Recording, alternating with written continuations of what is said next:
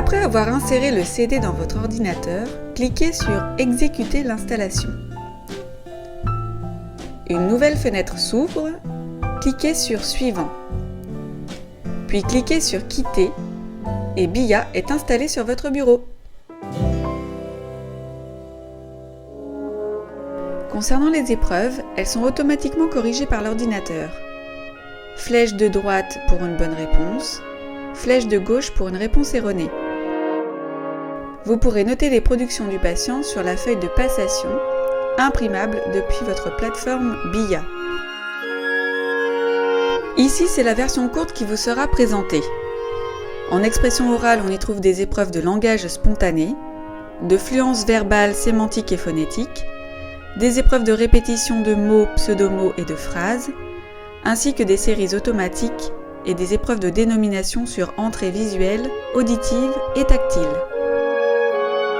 En compréhension orale, on trouve des épreuves de désignation d'images, d'appariement sémantique, d'exécution d'ordre et de compréhension syntaxique. BIA permet également d'évaluer l'expression écrite au travers d'épreuves d'expression spontanée, de dénomination écrite, de lecture à haute voix, de dictée et de copie. Enfin, un module compréhension écrite avec des épreuves de désignation de mots écrits, d'appariement mots-images, de sériation de phrases et de mots, ainsi qu'une épreuve de compréhension syntaxique écrite. Comptez un minimum de 45 minutes pour la passation de la version courte. Afin de vous donner un petit aperçu, quelques épreuves vous sont ici présentées. Dénomination visuelle. Vous observerez que certaines images sont présentées en couleur et d'autres ont été réalisées au trait en noir et blanc. Il sera ici intéressant de noter que selon une étude de 2004, la couleur améliore la précision en dénomination d'image ainsi que les temps de réponse pour les réponses correctes. Notez également que les items ont été définis en pré-expérimentation pour le screening en prenant compte la fréquence, la concrétude et les marqueurs animés versus manufacturés. La désignation d'image évalue le stock lexical passif du patient. Elle est composée de verbes et de substantifs avec des distracteurs visuels, sémantiques et phonologiques. Boire, jardiner, photocopier. Pour l'épreuve d'appariement sémantique, le patient doit cliquer sur l'image du bas qui est reliée sémantiquement à celle du haut.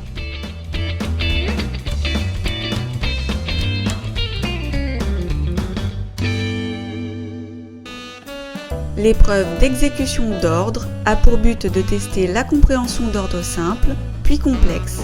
Elle permet également de juger de la bonne réalisation des praxies bucco-faciales. L'épreuve de compréhension syntaxique se décline en deux sous-épreuves. Une épreuve de jugement syntaxique, pour laquelle le patient devra dire si les phrases entendues sont correctes ou non. Rémi mange son soupe.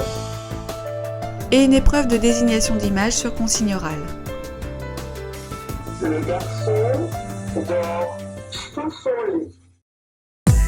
La lecture à haute voix de mots réguliers, irréguliers et pseudomots permet de juger de la qualité de la voix lexicale et phonologique. L'épreuve de désignation de mots écrits vise à tester le stock orthographique du patient.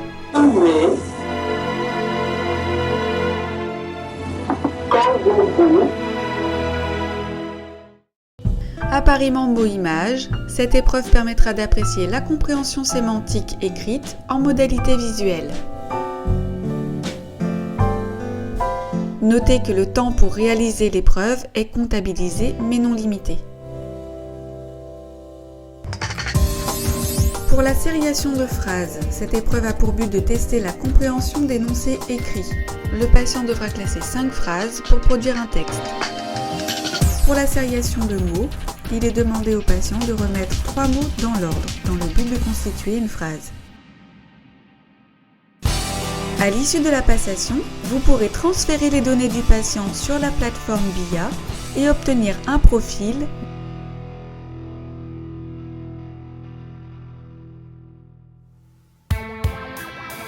Le logiciel BIA est un instrument véritablement novateur puisqu'il permet l'examen informatisé des capacités verbales d'un sujet présentant des lésions cérébrales acquises.